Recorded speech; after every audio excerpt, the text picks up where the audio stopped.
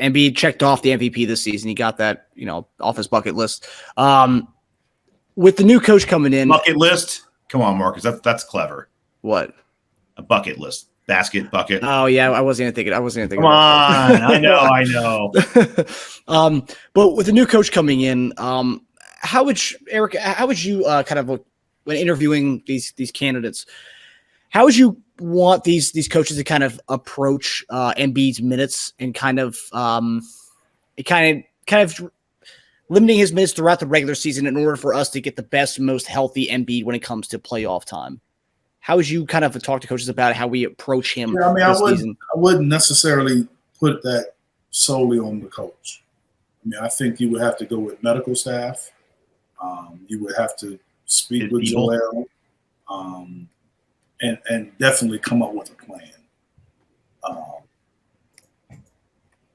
I think coaches has to be open to that more so than having the plans. I don't think a coach can actually, make that plan himself without taking an account of all the other different people that should be involved in that decision.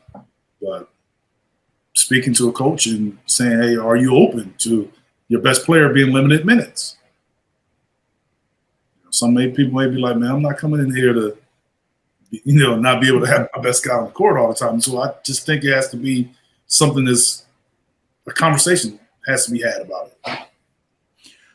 Would you prefer more games and limited minutes in those games, or would you prefer full allotment of minutes but less games? Well, we know he's going to play 65. Yeah. So, or does he? Well, I'm just saying, most of those guys are going to try to go 65 because that's how they get all their bonuses. Yeah. They make all the, all NBA and all that stuff. So you'll see majority of the guys, if they can and able, they will play 65. So I'm kind of expecting that to happen. So they play 65. I think you probably set a season limit of trying to get him to 70 games. And I think if you can get him to 70 games, then you probably cap him at a certain amount of minutes. That'd be a career high for him, by the way. That's why I said it's a goal, and then you cap them in a certain amount of minutes.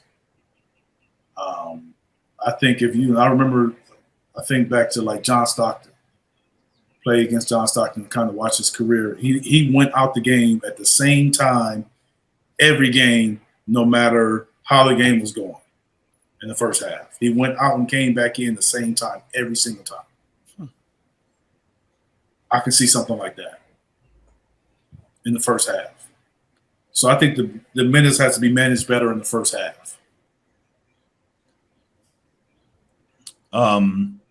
Especially the regular season, he goes out, he plays 8 minutes, he goes out, he'll come back into 8-minute mark, and his minutes are capped. He plays 16 minutes, and whatever it is, you play 16. So now you're looking at you got to play 20 just to get 30 the next half. So I just believe that it got to be more of a plan, especially in first halves where you capping those minutes. So when going over this question, I was looking at Kawhi's game log in his last few years of his career. So since 2018, Kawhi's averaged 55 games played per season. This would be against what you said because you get the 65 game, which is a great point. There's no reason why he can play 65 and have very heavily minute restrictions for those 10 games. I know it's crazy to say that, but would you rather – I would rather a healthy Embiid and be the 6th seed than a banged-up Embiid and be the number 2 seed. Because as the Heat have shown us, seeding doesn't maybe matter as much as we think it does. We took 2 from Boston, at Boston. How many games did Boston win at Philly? 2, 3? 3. 2. So what's, home court, home schmort. I'd rather go on the road for 4 games in a playoff series than have Embiid. than have home court and not have him, or have him at like 70%, which is becoming our playoff norm every year, and I'm tired of it. So I'd rather be as cautious as hell with him. I mean, we can't have him banged up. Well, what's the point of having? I mean, how many years does he need an MVP and to have an underwhelming playoff experience performance? I just think this. No. Joker play the way he's playing and leading. Hopefully that'll be the next step for him to be like, all right, that's at the end of the day, at the end of the day, we have to acknowledge the fact that Jokic has historically been healthier than Joel. Yes. Yeah. Jokic is a tank. So that matters. Yeah. He's playing 40 minutes. But one thing we can do is 40 minutes we can prepare these last couple games. He's playing 40 minutes. I know. But we can prepare and adjust for that. I think that's something they need to look into, because just hoping and, wishing upon shooting stars that Embiid's healthy in the playoffs.